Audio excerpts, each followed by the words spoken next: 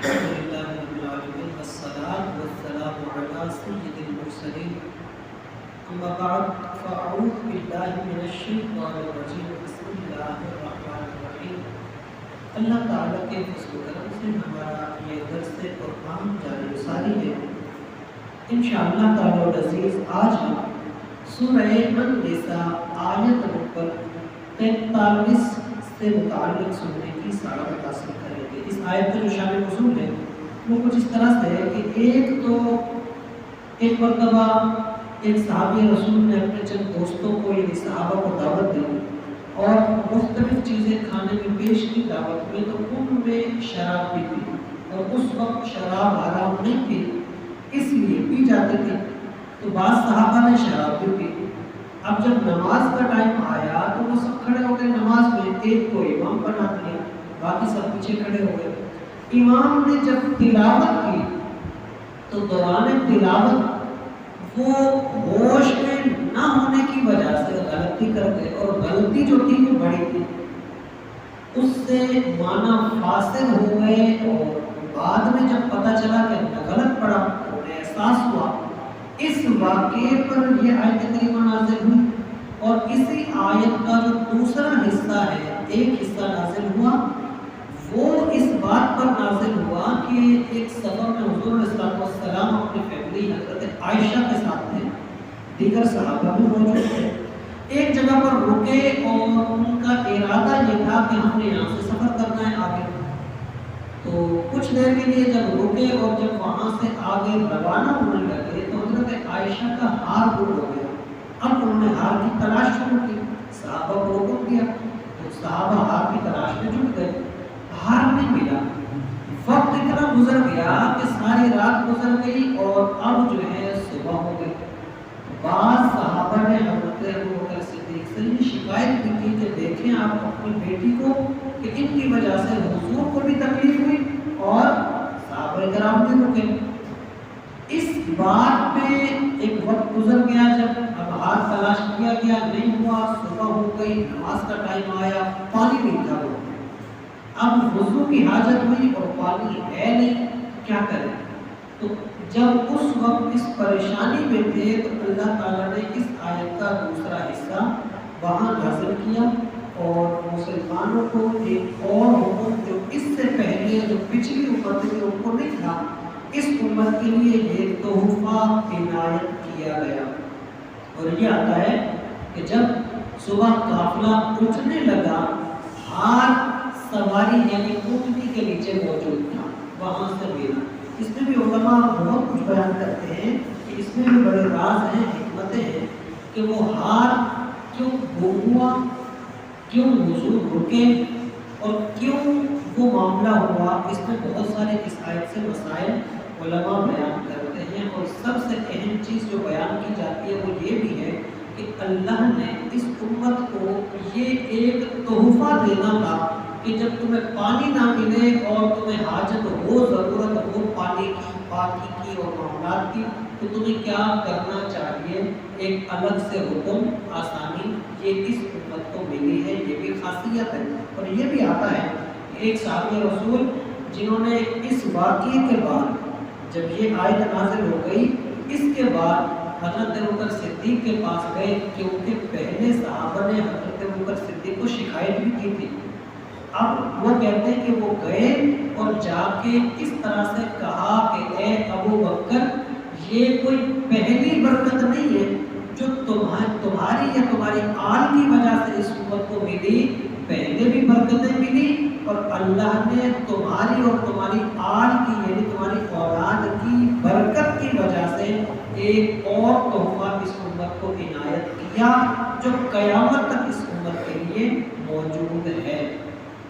وہ چیز اب ہم سنتے ہیں۔ فرمایا یا ایھا الذین آمنوا، اے ایمان والو، لا تقربوا الصلاۃ، تم نماز کے قریب نہ جاؤ، وانتم سکارا، اس ٹائم جب تم نشے میں ہو، تمہیں ہوش نہ ہو، حتی تعلموا ما تقولون، یہاں تک کہ تمہیں اس بات کا علم ہو کہ تم کہہ کیا رہے ہو، یعنی اتنا ہوش ہو کہ تم جو کہہ رہے ہو وہ تمہیں پتہ ہو، تو پھر تم نماز کے پاس جاؤ۔ جب تمہیں اتنا بھی ہوش نہیں کہ تم کہہ کیا رہے پڑھ کیا رہے نماز کے قریب نہ جاؤ، لیکن یاد رکھا جائے یہ حکم ابتدا کا ہے، اس وقت میں شراب منع نہیں تھی، جب بعد میں شراب منع ہو گئی اس کے بعد صحابہ نے شراب نہیں پی اور یہ نشے والا حکم بھی ختم، وہ اب نشہ ہے ہی جائز نہیں ہے، نشہ ہے ہی حرام، اب تو روک دیا ختم ہو گئی بات، لیکن یہ ابتدا کا حکم تھا۔ دوسری چیز، ایک تو ہو گیا یہ حصہ جو نشے کی وجہ سے نازل ہوا تھا، دوسرا فرمایا ولا جنبا، اور جب تم غسل کرنے والے ہو تب بھی نہ جاؤ، یعنی جب تمہیں غسل لازم ہو اس وقت بھی نماز کے قریب نہ جاؤ، یعنی پاکی کی حالت میں، ناپاکی کی حالت میں نماز کے قریب نہیں جا سکتے۔ فرمایا الا عابری سبیل، ہاں اگر تم مسافر ہو سفر میں ہو تو پھر ہے، وہ دوسری صورت آگے بیان کی جا رہی ہے، تو یہاں یہ رعایت کرتی، ایسا نہیں ہے کہ اگر تم سفر میں بھی ہو تب بھی تم پر ایک ہی حکم ہے، اس کا مطلب ہے کہ حکم میں رعایت مل جائے گی۔ فرمایا حتی تغتسلوا، یہاں تک کہ پہلے تم غسل کرو بعد میں تم نماز کے پاس جاؤ۔ اب ایک صورت نکال دی کہ جب سفر میں ہو تب تم پر غسل ہو جائے، یا تم پر اس طرح کا معاملہ آئے تب تمہارے لیے پانی نہ ہو تو غسل ضروری نہیں ہے، مراد اس طرح کا سفر کہ میں اب یہاں پر غسل کرنے لگوں گا، سواری نکل جائے گی تو پیچھے بندہ کرے گا کیا، قافلہ چلا رہے گا بندہ کرے گا کیا، جیسے آج کل مثال کے طور پر ٹرینوں کا حساب ہے، اب کوئی اسٹیشن پر اترے غسل کے لیے اور ٹرین نکل جائے تو وہ کیا کرے گا، بس ہے، بس نکل گئی تو پیچھے بندہ تو کسی کام کا نہیں۔ اور اب یہ ہوتا ہے کہ پہلے ایک دور تھا اس میں سفر ہوتے تھے سلو آہستہ آہستہ چلتے تھے، اب وہ چیز ہے نہیں، اب تو گھنٹوں کا سفر منٹوں میں ہو رہا ہے، دنوں کا سفر گھنٹوں میں ہو رہا ہے، تو نکل جاتی ہے سواری، بہت دور چلی جاتی ہے اور انسان پھر رہ جاتا ہے، اس لیے یہ رعایت ہے جب سفر میں ہو تو پھر یہ خیال کرو کہ تمہیں تیمم کی اجازت دی جا رہی ہے، پھر تیمم کر کے نماز پڑھ لو یا اس طرح کے جو اپنے معاملات ہے پاکی حاصل کر لو۔ ایک چیز تو یہ تھی، دوسرا فرمایا وَإِن كُنتُم مَرْضَىٰ، اگر تمہیں کوئی مرض ہے، بیماری ہے، مریض ہو، او علی سفر، یا پھر تم مسافر ہو، او جاء احد من الغائط، یا پھر تم میں سے کوئی اپنی قضاء حاجت سے آیا، واش روم سے آیا، قضاء حاجت اس کے بعد بھی پاکی کی ضرورت پڑتی ہے، اب اگر تمہیں ضرورت ہے، او لامستم النساء، یا پھر اپنی بیویوں سے ملاقات کے بعد اس میں بھی پانی کی ضرورت ہوتی ہے، فلم، اب ان چیزوں کے بعد فلم تجدوا ماء، اگر تمہیں پانی نہ ملے تو اب بتایا جا رہا ہے تمہارے لیے ایک اور آسانی ہے کہ فتیمموا، تم تیمم کر لو۔ تیمم کیا ہے، کیسے ہے، فرمایا فتیمموا صعیدا طیبا، پاک مٹی ہو، صعید مٹی ہو، اس سے تم تیمم کر لو، اور تیمم کا طریقہ بھی بتایا کہ فامسحوا بوجوہکم، مسح کرو تم اپنے چہروں کا،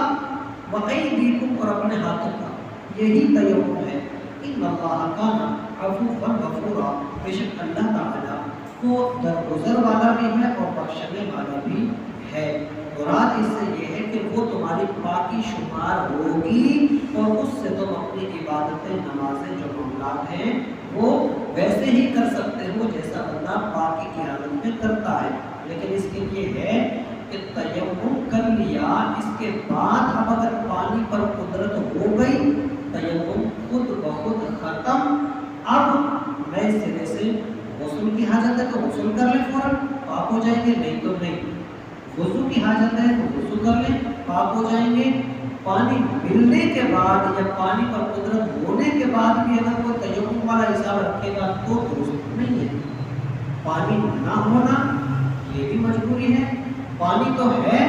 لیکن استعمال پر قدرت نہ ہونا بعض بیماریوں کی وجہ سے ہوتا ہے، استعمال کرنے کی اجازت نہیں ہوتی، استعمال کریں تو جان کا خطرہ ہے، استعمال کرتے ہیں تو ہاتھ کے جسم کے کسی حصے کے ضائع ہونے کا خطرہ ہوتا ہے، کہ ڈاکٹر جو قابل ڈاکٹر ہو وہ کہتے ہیں کہ اگر پانی استعمال کریں گے تو آپ کا ہاتھ ضائع ہو جائے گا، آپ کا پاؤں ضائع ہو جائے گا، اب خطرہ ہے یہ معاملہ۔ یا پھر پانی ہے، بندہ بھی صحت مند ہے لیکن پانی تک جا نہیں سکتا، پانی تک جاتا ہے تو جان کا خطرہ ہے، کوئی ہے جو مار ڈالے گا، یا کسی بڑے دشمن کا خطرہ ہے، یا ڈاکے کا خطرہ ہے، جو واقعی خطرہ ہے، تو پھر وہ چیزیں بھی اس میں شامل ہو سکتی ہیں۔ تو یہ معاملہ ہے جو اس امت کے لیے اللہ نے یہ تحفہ عطا کیا۔ اب رہی بات یہ کہ تیمم کیا کیسے جائے، تو تیمم ایک تو جنس جو مٹی کی جنس ہے اس سے ہو سکتا ہے، پتھر ہے، زمین ہے، بلاک ہے، جو چیزیں مٹی والی ہوتی ہیں ان سے تیمم کیا جا سکتا ہے۔ اب جیسے پلاسٹک کی چیزیں ہیں اس سے نہیں ہوتا، لیکن ہاں ایسی چیزیں جس میں مٹی جذب ہو جاتی ہے، جس میں مٹی بیٹھ جاتی ہے، خاکہ ہوتا ہے مٹی کا، چیز تو لوہے کی ہے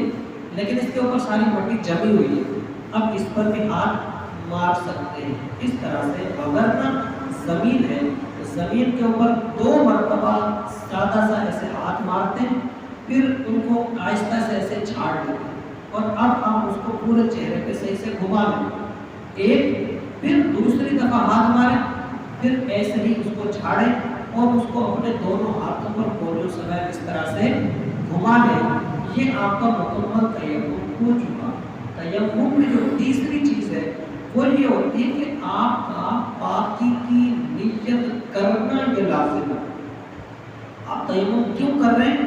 یہ نیت ہونا ضروری ہے۔ آپ نماز کے لیے پاکی حاصل کر رہے ہیں یا آپ ویسے بھی پاکی حاصل کرنے کے لیے تیمم کر رہے ہیں، تو آپ کا تیمم درست ہوگا۔ نیت، چہرے پہ ہاتھ اور توہلیوں پہ ہاتھ اس طرح سے پھیرنا، یہ تیمم کہلاتا ہے۔ یہ خاصیت تھی اور یہ جو تحفہ ہے پچھلی امتوں کو نہیں تھا، اس امت کو اللہ تعالیٰ نے دیا۔ اور دوسری چیز اس سے یہ بھی پتہ چلی کہ امہات المؤمنین کو اللہ نے وہ مقام حاصل دیا ہے، مقام دیا ہے کہ حضور علیہ السلام نے حضرت عائشہ کے ہار کی وجہ سے قافلے کو روک کر قیامت تک کے لوگوں کو یہ سبق دیا ہے کہ امہات المؤمنین کا ادب، احترام سب کے اوپر لازم ہے۔ پھر صحابہ کرام کو حکم فرمایا تھا کہ جائیں اور ہار تلاش کریں۔ مطلب یہ ہے کہ امت کے لیے حضور علیہ السلام کے اہل خانہ جو ہوتے ہیں یا اہل بیت اطہار جو ہیں، ان کا ادب اور ان کی خدمت کرنا یہ اعزاز کا سبب ہے، یہ سعادت کا سبب ہے، اور ان کی خدمت ہمیں کرنی چاہیے۔ اور یہ بھی پتہ چلا کہ ان پر اعتراض کی اجازت نہیں ہے، بلکہ صحابی رسول خود حضرت بکر صدیق کے پاس جا کے کیا کہہ رہے تھے کہ اے ابو بکر، یہ آپ کی آل کی پہلی برکت نہیں ہے، ہمیں اللہ نے پہلے بھی آپ کی آل کی وجہ سے برکتیں دی، آج ایک سعادت اور بھی دے دی، اور آج تک امت اس سے فائدہ اٹھا رہی ہے۔ اللہ تعالیٰ سے دعا ہے کہ اللہ تعالیٰ ہمیں صحیح طور پر حضور علیہ السلام پر نازل ہونے والے اس کلام پاک کی برکتیں عطا فرمائے، اس کے مطابق اپنی زندگی، اپنے معاملات کو درست طور پر بجا لانے کی توفیق عطا فرمائے۔ وما علینا الا البلاغ المبین۔